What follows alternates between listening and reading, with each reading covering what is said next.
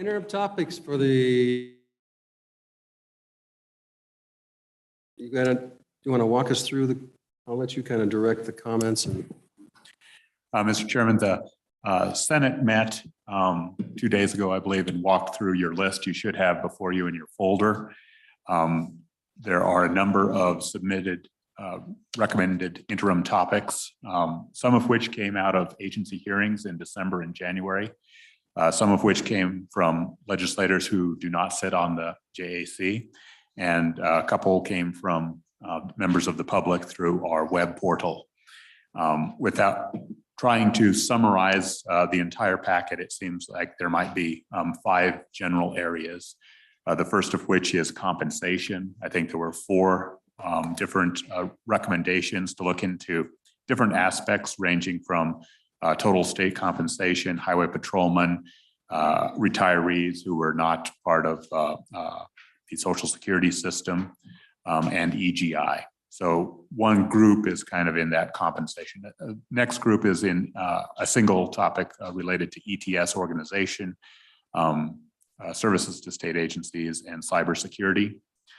A third area relates to infrastructure, and this is spans both K-12 facilities, which may go to that select committee, as well as local government loans through the SLIB board, through BRC, and consistency in the terms and conditions and rates on those loans. A fourth area relates to funds, and this does have significant overlap with topics that have been selected by the Capital Finance and Investments Subcommittee, and it also includes a provision for that cash-based budgeting, which was at some versions included as a direction to JAC, but it also, the topics also are inclusive of boards and commissions, which were before you, and they had a variety of different reserve amounts and fee levels associated with that. And then finally, the last provision here relates to the University of Wyoming with respect to a report that the Joint Appropriations Committee has included in their reports bill, as well as a footnote to the university. okay. And as a result of your Senate meeting, did you prioritize these, or did you add to them, subtract to them? Mr. Chairman, I think these are about the same things we talked about. I mean, we came down, there were really kind of 3 things. What we had through the portal and what had been submitted were 3 things, basically. One was there were about 4, but all of them were related to government employee compensation, government employee compensation. Some of that came from the Highway Patrol, some of that came from, I think, Henderson, I think, had sent us a thing on employee compensation to look at. We've had a couple others. I think the other one that came in that was a little bit unique was, I think the pharmacy benefit manager thing gave a lot of people a lot of consternation in the session on both sides. And so it was, you know, I think there was a request that either that, you know, recognizing the, I think the strength of this committee, they want to know if we wanted to look into that with them. I mean, I think management council needs to assign that, and they probably are, my guess is they'll end up assigning it to us or corporations. I think the Joint Corporations Committee has the horsepower to do that as well. But I think that was in there. Was there one more, Karen? There were kind of 3 that we had talked about. Elizabeth, you remember? Were you there? You, Elizabeth, you were there. You were refereeing in our meeting. What did we say? What's the 3rd one? Mr. Chairman, I have that you had school capital construction as your 3rd item. Was review School capital construction and school reviewing capital and over. construction, I think, which I think was, I think that might have come from Representative Walters. Actually, we had an email about looking at school capital construction, but maybe it didn't come from Representative Walters. Maybe it came from somebody to look at that. But I saw your name on there somewhere. Maybe they're just using it in vain. I don't.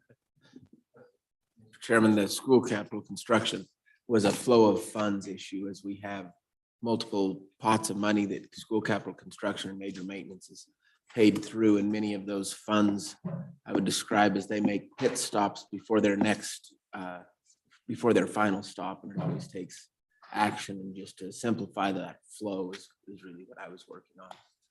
And improve the transparency by doing so. So that was it, and that was, and then there was, of course, we've outlined a number of topics we thought we might do during the budget hearings. And so anyway, that was what we did on our side, Mr. Co-Chair.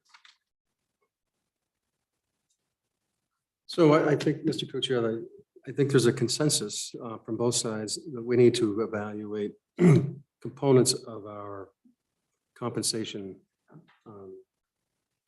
mechanisms, including the EGI. On the EGI, the issue is we need to stop making that a political football, and maybe we need to have better guidelines on who does what under what terms and conditions, and have assert some of our control over that, so that it's not at the whim of either A&I or the governor's office to and to kind of stabilize it. So I would add that to that component of the and have A&I also. It'd be useful, I think, to have them present to us. For example, you take the employment plan that they presented to us. And as a practical matter, we don't have any input on, on their schedules, how they arrive at it, what their bases are and their calculation basis. And it seems to me we need a deeper understanding of that process, so that when we evaluate pay raises and how we go about doing it, that we're talking apples to apples, and that we have a comprehensive ability to understand if you want to allocate certain amount, for example, for performance compensation versus just raising the line and the bar, what that means, how you effectuate it, and what the impacts are. So and there were a couple other performance things. And in that regard, Mr. Co-Chair, I think, it'll be, so we've got that, and it'd be, part of that, I think, just be understanding how the program was implemented with what we've done in the current budget, Exactly. and see how that is. And so our friends at the budget office and A&I can help us understand that. So we see what I think we have some idea what we did, but we're not sure. So and Mr. Co-Chair, I think ETS is an easy one. As I understand it, it's still our committee. Oh, yes, we did talk about that one too. Yes. And basically have them present to us, and we can work through that. I think the language you have in here would work for us, at least on our side.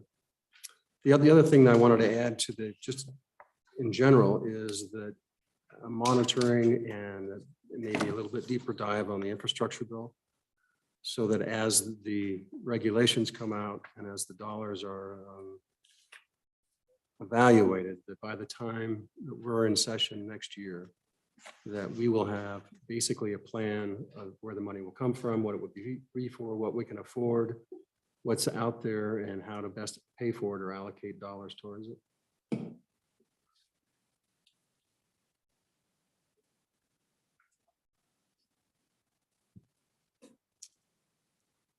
And Mr. Co-Chair, on the cash budgeting,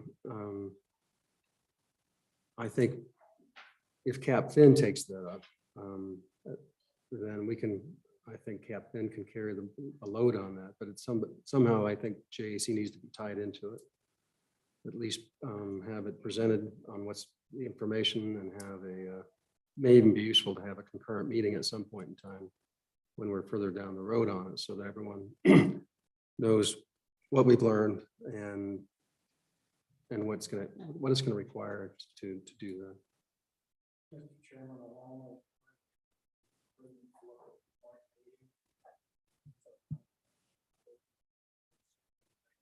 Yeah, that's what I would suggest. So. Okay, Mr. Committee, and Mr. any Chair. comments from the floor. Representative Walters. Thank you, Mr. Chairman. One other topic, and it's really not a topic, it's just an activity. I think it's typically on there, but that is for the JAC to be invited to the Treasurers Conference and have our admission paid and whatnot. So what's the typical process for that? Mr. Chairman, the State Treasurer's Office typically provides the invitations, and those cover what I'll call the numbers committees, revenue, CapFin, and JAC. And you're exactly right. There is a separate appropriation. I believe it was $20,000. I might be off there for your per diem and registration fees. Typically, you may also have a piggyback meeting on that, either on the front end or the back end, and I suspect CapFin may do that this year. Senator Hicks, on your recommendation on state loan programs and how that's evaluated, do you want? I'm visualizing that CapFin will be the lead on that issue as we look at as part of our going to a different type of investment program. So I'm just curious what your thoughts are. Chairman, I think, trying to do a different program.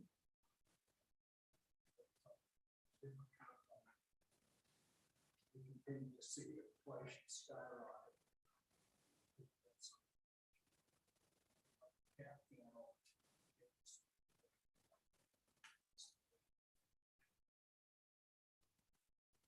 Just co-chair. I think if we look there, I mean, as you think about what we're trying to accomplish in the treasurer's office, as far as, helping to get the highest adjusted risk rate of return that we can, we've created a lot of legislative drags on those various funds. Over the years, we've done everything from guaranteed loans out of reserve accounts to we've gone back and forth on the tips and how big the reserve accounts should be. But going back specifically, we've got, so some of those create a drag on some of that, but then we've also got a number of legislative directed investments out of the corpus. I think it's over $800 million of corpus is allocated for various programs. Some of them are loans to everything from some of the farm loans and the farm succession loans to I think there's a challenge program. There's the we did that a number of years ago, thinking we might have some investment in counties and local governments with respect to water and sewer, and those just haven't been taken advantage of. So there's basically a loan facility of LDIs in the corpus of about $800 million, but yet when we come back and see what's on the ground, that's only 10% of that's even in use at this point. But it still affects the way that the treasurer has to deal with those investments. And so the point is to look at that and decide, not necessarily to do away with those, but at least review them and see if they're right size. Talk with the treasurer's office about what that does and how that affects the investment strategies, and see if there's some of those have been out for 3 or 4 years now with no takers. And should they still be there if they're just not interested to do that?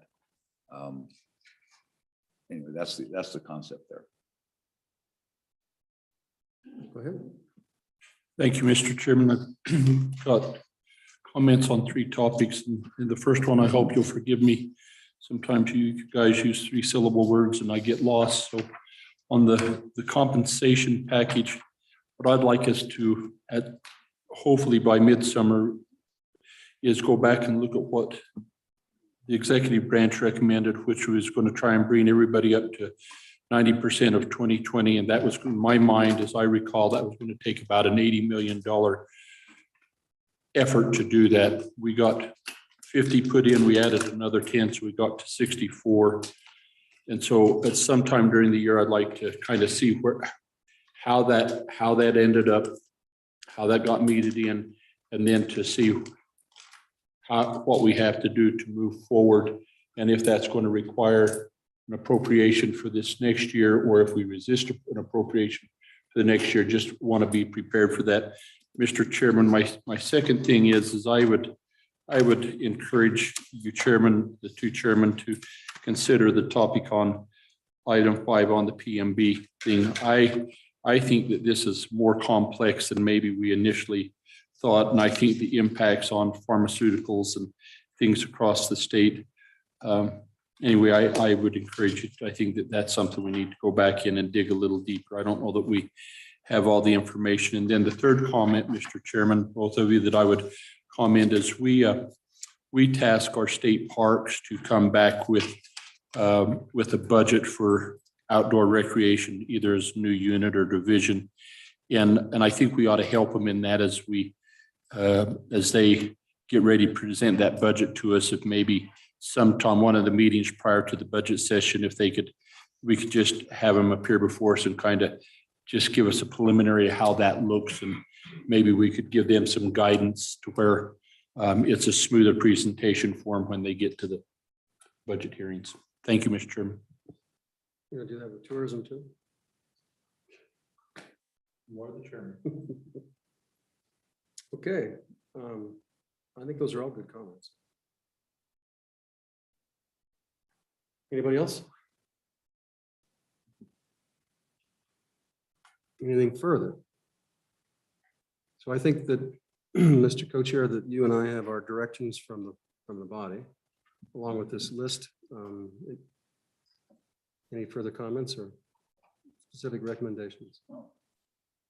Mr. Chairman, no, I just want to take a minute and thank both members of the committee.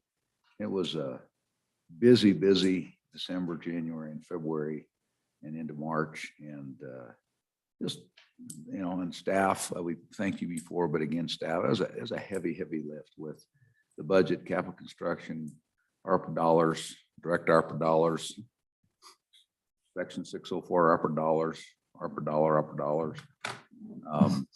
It was a heavy lift, and just in a shortened session, and just want to thank the staff for their professionalism and their help, and also thank our co-members in the House, the members in the Senate. Just Well, and to follow very up on, appreciative. Mr. Co-Chair, in addition to that, I think that we need to, Don, figure out a way that we can follow the ARPA dollars and where it goes and what it does, because we had a lot of concerns about if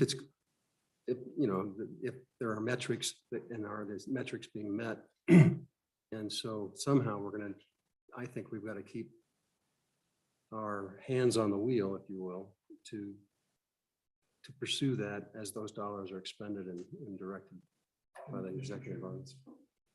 Follow up on that, I think, as we saw in the CARES Act, some of those funds don't get expended. And we ought to keep track of that. And if we find programs that aren't being utilized, rather than let those sit there, we ought to reappropriate to either programs that are being utilized or use them for other things. And so I really appreciate you bringing that up. I think we need to keep track of that, because we may need to do some other things with them. Mr. Co-Chair, and following that along, but also I want to extend a deep expression of gratitude to the folks from budget, executive branch budget. Kevin, you and your team did a great job. You and the governor, the presentation of the budget this year was superb. Made our jobs, all of our jobs, a lot easier. And given this last discussion, to follow up on that point, I wouldn't be surprised if we see a dashboard on its way. But I think Kevin's got a handle on that. Go ahead, Ken. Mr. Chairman, we have under contract a portal dashboard metrics, and we're working on that now. The next step would be to develop that and then reach out to LSO and get their thoughts. And even then, we would certainly want the input of the Joint Appropriations Committee to make certain that we are meeting your expectations on that lift. But that's in the process now and is part of the contract. And so it would be nice every time we meet, whatever it is, to just get updates and have Kev or someone, one way or another, just kind of bring us along and so we know what's going on. Kevin, a question on that.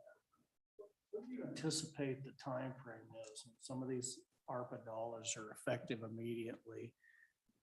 That will actually start to be deployed for the different agencies. Now, what should we tell people a realistic time frame? We all have local governments and different entities that are anticipating, but it would help, I think, us if we could say, is it 6 weeks? Is it a month and a half or 2 months, or what's your best guesstimate? Mr. Chairman, similarly to the conversation that we had before this committee with Patrick from the State Treasurer's Office.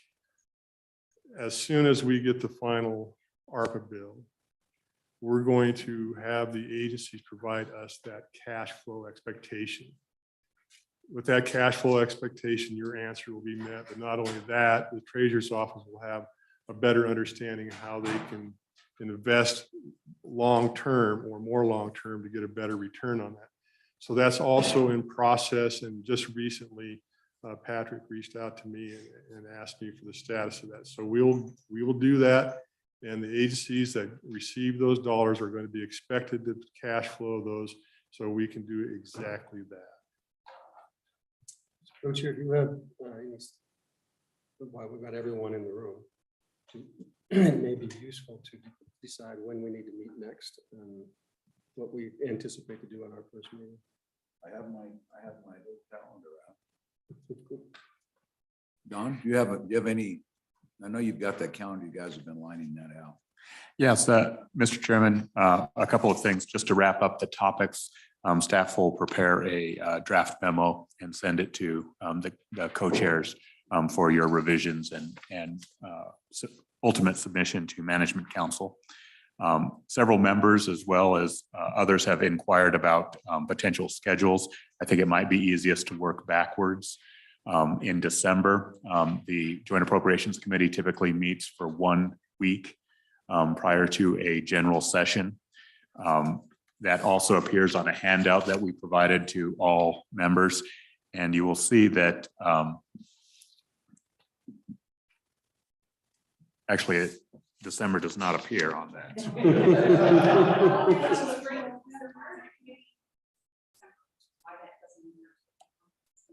I heard the world's gonna be over by then. So Yes, Mr. Chairman, it actually isn't open because we have that conflict with the Energy Council, the same as we did this year. So I think your two options are either the week of December 12th, which is a Monday, or immediately following November Thanksgiving, which would be the week of November 28th. For the 12th.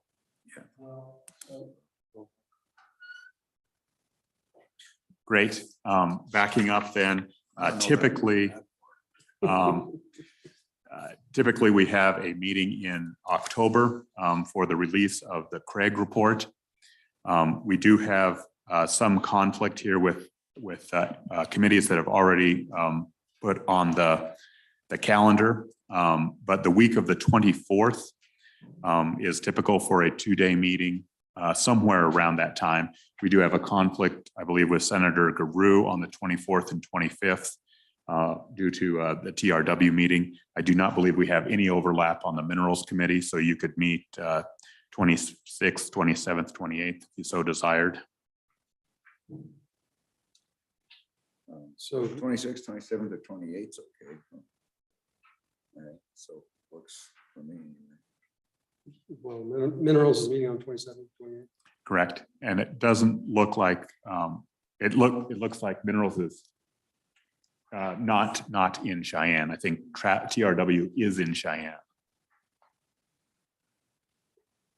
Where's Minerals gonna be?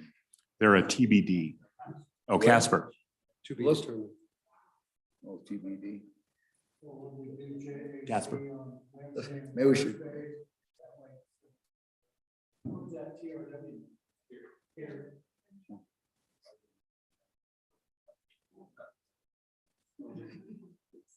So 26, 27 works fine with me.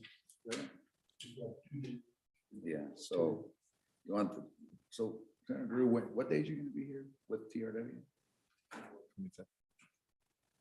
So we did the 26 and 27. Sold. Okay. Mr. Chairman, backing up from that on October 4th, about 2.5 weeks prior or 3 weeks prior, that is a suggested time after visiting with JEC for a half-day Zoom meeting. By statute, you're required JEC and JAC to provide those recommendations.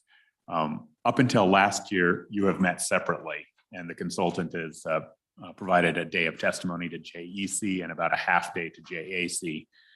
There was some interest in doing what we did this year, and that is a remote meeting for a half day It doesn't have to be on the 4th, but that was just one of the days that they tossed out, if that. That's the 4th of October. 4th of October, a week ago, I think. The 3rd was also available and the 10th was also an option. Is that correct? It needs to be done by the 15th. So whose hunting plans does that interfere? First week of October. 10th is fine. 10th works very well. Do you need an extra week? Last year you needed an extra week. We might be filled out. 10th work for everybody of October? Let's shoot for that. Oh, I see what you. Okay. Shoot.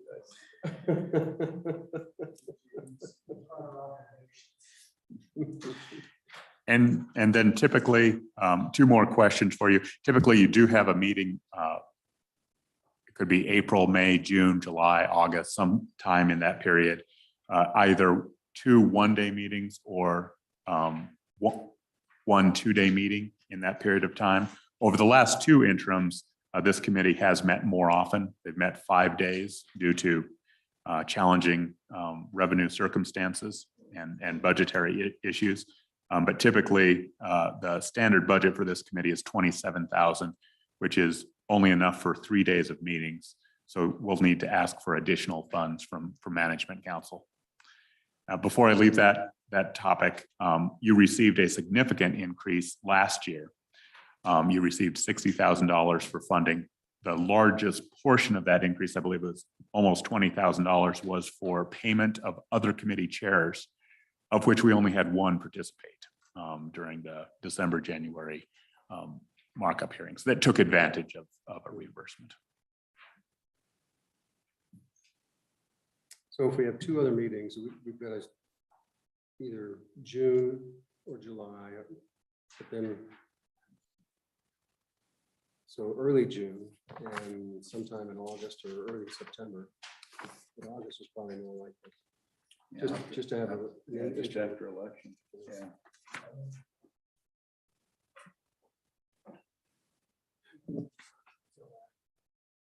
That's what I mean, yeah, after the primary election date. So what's the week of the 6th and the 13th look like? But June. Not, you said not good? Yeah, no. Okay. How about the first or the second? It's Usually a holiday weekend. June. June 1st or June 2nd? June. June 1st or 2nd. For those of you who are also How come on, blockchain gets to go to Jackson? Mr. Chairman. For those of you overlapping with capital facilities, also wants to meet sometime in June. So if you want to piggyback one off the other, it might be good to look at the week of the 13th. So there wouldn't be any conflict among those. I think that's a conflict for Representative Kenny.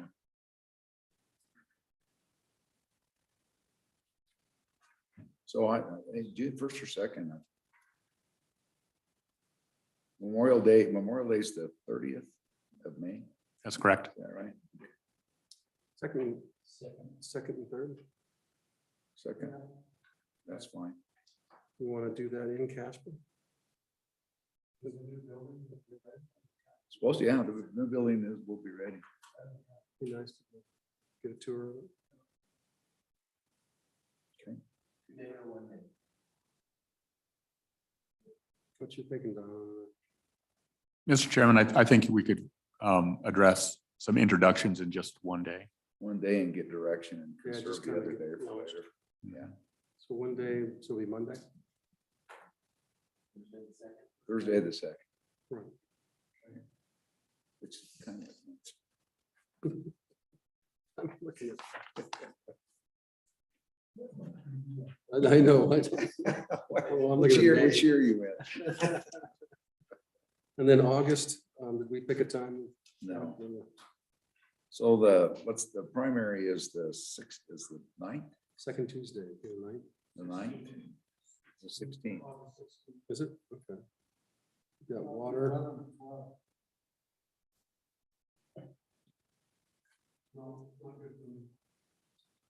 That's before the primary. That's the last 2 days, the last.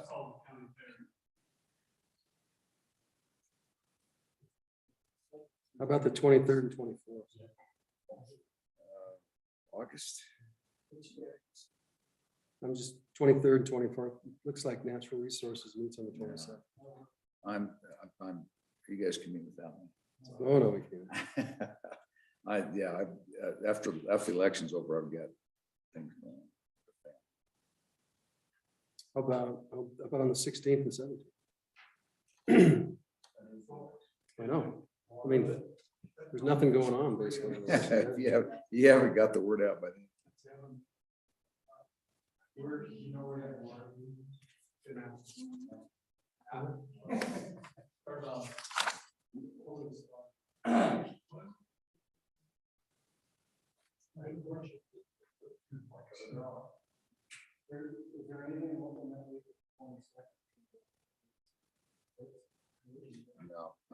No, I'm out of country. It's fairly-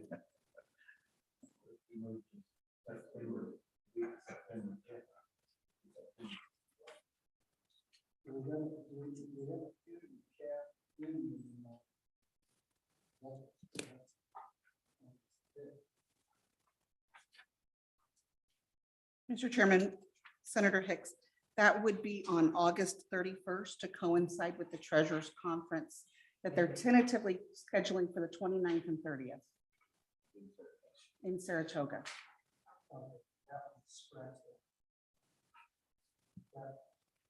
Well, the 5th is Labor Day. September. 5th is of August. What if we piggyback with Cap Fin and have a joint meeting with them? And one extra day after that. When would that be? That's the 30th, 29th, August 29th, 30th. The Treasurers Conference is anticipated to be on the 29th, the IFC on the 30th. Piggybacking a CAPFIN meeting would be the 31st. If you wanted JAC thereafter, you're looking at September 1 to that time frame. That would be a week of meetings.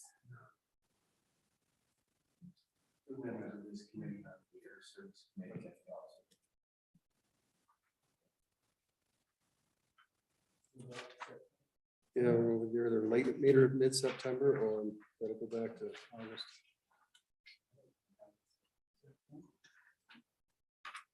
What's the week of September 12th through the 16th look like for everybody?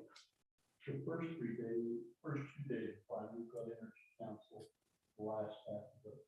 For the week of September 5th. It did be better that week.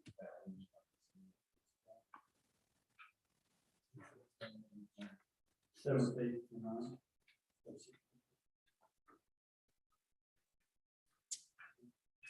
School facilities meets on the What about the 12th and 13th? 12th and 13th works for me. 12th and 13th of September. Yeah, I never go to the state park convention, so that. Okay, let's pencil that in.